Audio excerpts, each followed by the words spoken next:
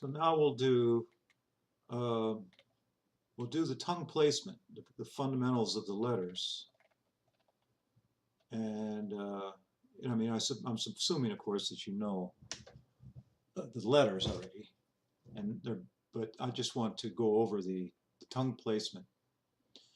So you know that the letters are all in a grid, and there's the vowels traditionally are given first, and then the consonants are given second. And you know that anuswara is the same sounds as these nasals. Anuswara is just a code or a function formula to tell you what these nasals are. And you know that the mouth is wide open, has different. The tongue has a different position. The mouth has a different position according to each of these rows here. Although the retroflex is not the same order as is not in the same position, it being in second, third place in the consonants and fourth place in the vowels, and the labial, the lip with the lips, is in the fifth place in consonants, in the third place here. But it doesn't matter. They're the same positions. So I constructed this to show that. So, and you know that, so the vowels and the consonants are all in one of these five categories of guttural, palatal, retroflex or cerebral, dental, and labial. And also, this is also called velar, and there's a Sanskrit name for each one. So, and these are voiced. They misdid this chart. Unvoiced is here, and voiced is here. And these two columns are aspirations, and these are unaspirated. So let me just go over this. A, ka, ka, ga, gha, nga.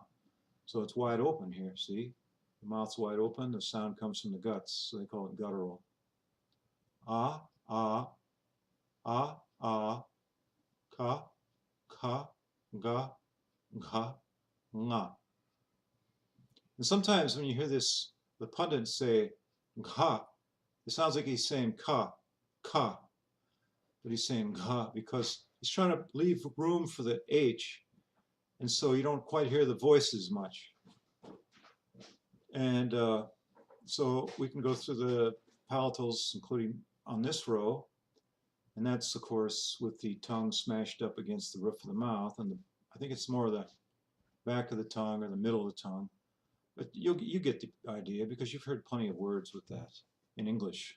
E, cha, cha, ja, cha, nya. So e, cha, cha, ja, cha, nya. You know, emphasize a little bit more on the second one. You might want to do that in practice. So, and then the retroflex comes next, and as I say, the fourth set of pair of vowels is retroflex, not the third. So re, and that's, you know, and this is a combination of these three, according to Maharshi. A, I, U. A, U, R, U, R, like that. Like that. It's Rig Veda, right? Rig Veda. And then this is just long, two matra. Oh, by the way, these are all four of these are one matra or one beat, and all four of these are two beats, and all four of these are two beats, two matra. And these are the diphthongs. So the diphthongs plus these two, plus these four are all two beats.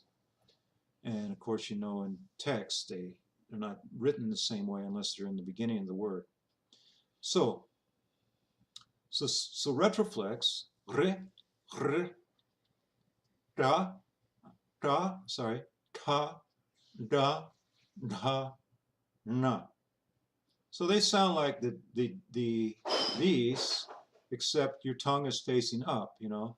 But if you really want to make fun of an Indian, you say da, da, da, da, no. You know what I mean? But you don't have to be that distinctive about it. you just have to say it with your tongue pointing at this ridge that's just above the teeth. There's a ridge on this side of your mouth. You point your tongue right above that, and that's retroflex, retroflex. And so the next one is dental, and we're all familiar with dental. Ta, ta, da, na, da, na. Sorry. Ta, da, da, da, na. And there's no dentals in the vowels. You don't put your tongue behind the teeth to say a vowel. You only say that for a consonant. And the next one is labial, which is oo, because that's just putting your lips together. Pa, pa, ba, ba, ma, and that's indicated by just putting your lips together. And here's the tongue right at the back of the teeth for the dental. And yeah, and so then there's the diphthongs, and the diphthongs are a combination of guttural, and in the case of a and I, a palatal, and in the case of o and au, labial. That's why these lines are pointing towards labial and guttural and palatal. So, and this diphthong is not a I, it's a I. You get it? The emphasis on the E. Likewise, this is not o ow, it's o au. See? The emphasis on the u. And that way, not on the ah. So the guttural is less, and that's why when you hear these pronounced in context, you very seldom can tell the difference by hearing them. You just can't do it. Between a and I, as in tre gunya vishaya veda, nis tre gunyo bhavarjuna. You can't tell the difference, even though it's an I. Same as in Gautama. You don't say Gautama, you say Gautama. Now, anuswara is with the dot here, it indicates above a letter, any kind of letter really, what it indicates is that this sound here, this nasal sound is indicated in code by the following consonant, like Shankara. See, this dot followed by this ka indicates you say Shankara and not Shamkara or Shankara. You say Shankara with this nasal here, and or Panchakarma like that, or Danda like that, Panchakarma, Danda, so that you're using this na when this is followed by a dental, like this Danda here. And similarly, if it's a na, you say, if it's followed by a dental, this anuswara, then you say Vandana, just the same as you would in if it were one of these N's, a regular N. And this, so you're just duplicating these sounds, but you're just using a shorter way of writing it.